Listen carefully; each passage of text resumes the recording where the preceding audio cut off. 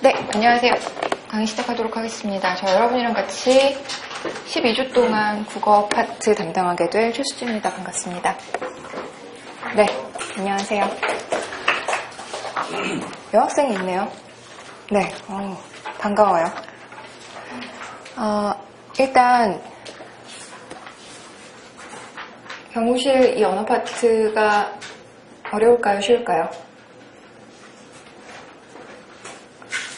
어려울까요? 쉬울까요? 그 국어 파트가 사실상 여러분들이 선택할 수 있는 모든 진로 상황에서 빠지는 일이 없습니다. 그래서 예를 들어서 지금 여러분께서 갑자기 마음이 바뀌어서 나 그냥 공무원 시험 봐야겠다라고 해도 국어의 이 소나기를 벗어날 수가 없고요. 안 되겠다, 나 로스쿨 가야겠다 이래도 국어를 빼먹을 수가 없는 거죠. 그냥 일반 회사 들어가야겠다라고 해도 인적성 파트에서 언어 파트가 중요한 비중을 차지하고 있고요. 공기업, 공사, 공단 다 마찬가지로 들어가는 지점이 있습니다. 그래서 여러분들께서 지금 여기에 올인하는 상황이기는 하지만 이게 특수한 경우가 아니라 제 입장에서는 여러분들이 특별한 공부를 하시는 게 아니라 그냥 너무나 어떤 직업을 선택하는 데 있어서 누구나 해야 되는 공부를 여러분도 하고 계신 상황인 거죠.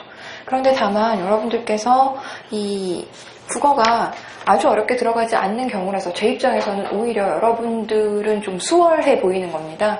훨씬 더 많은 양을 훨씬 더 깊이 있게 하셔야 되는 분들도 있거든요. 근데 그 사람들이 국어에 자신이 있어서 그 직장을 선택한 게 아니라 그냥 그걸 하고 싶은데 국어 공부를 엄청 해야 되는 경우들이 굉장히 많은데요.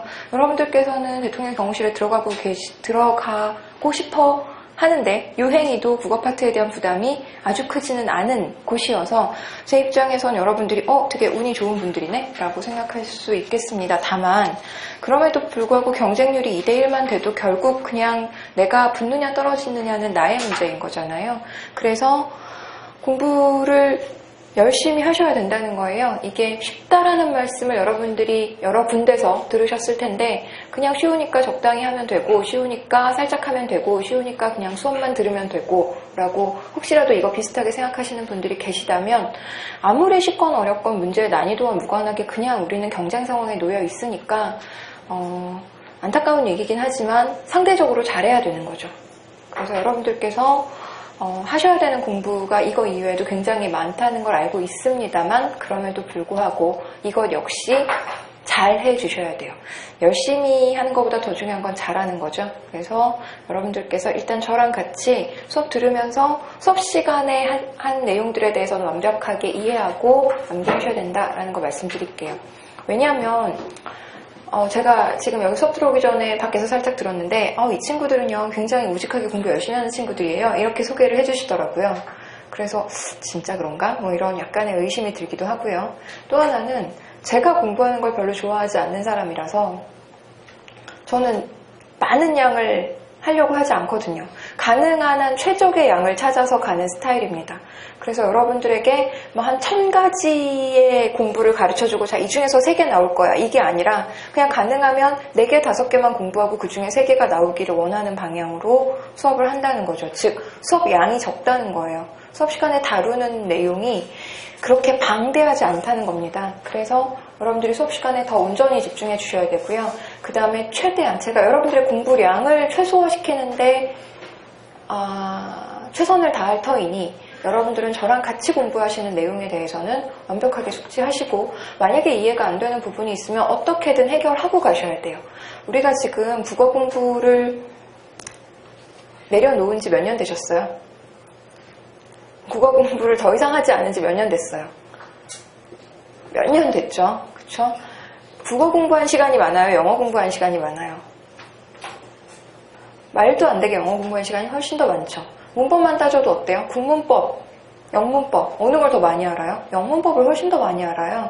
그래서 여러분들이 그냥 일상생활에서 국어를 쓰고 그리고 적당히 맞춤법 알고 표준어 알고 이래서 특별히 더 공부할 게 없다고 생각할지 모르겠으나 실제로 시험을 준비하는 상황으로 국어를 공부하신 지 굉장히 오래됐기 때문에 여러분의 질문은 너무나 자기가 생각해도 말도 안 되고 자기가 생각해도 바보 멍텅구리 같은 질문이 나올 수밖에 없다는 거죠.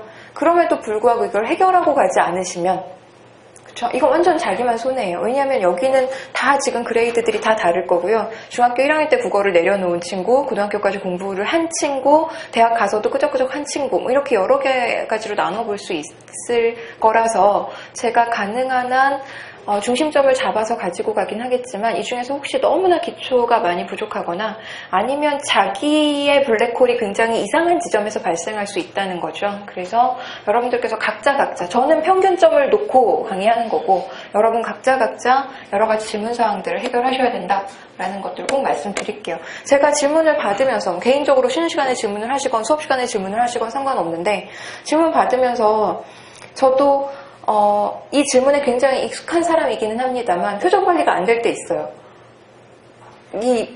이게 도대체 한국인 맞아요? 뭐 이런 표정이 나오는 경우가 나도 모르게 있단 말이에요. 그럼에도 불구하고 그 모든 것들은 여러분들이 무릎 쓰셔야 되는 거죠. 뭐 어떡하겠어요. 내가 이렇게 잘 포커페이스를 하려고 그래도 질문이 굉장히 황당하거나 굉장히 어이없을 경우가 분명히 있어서 제가 미리 말씀드리는 거예요. 그래서 눈치 보거나 안 쪽팔려 하거나 아니면 뭔가 귀찮아하거나 하는 순간 여러분들은 강좌 효율성이 수직 하강할 수밖에 없을 뿐더러 합격과 멀어진다라는 거 먼저 말씀드릴게요. 완벽하게 모든 것들을 해결하고 가셔야 돼요.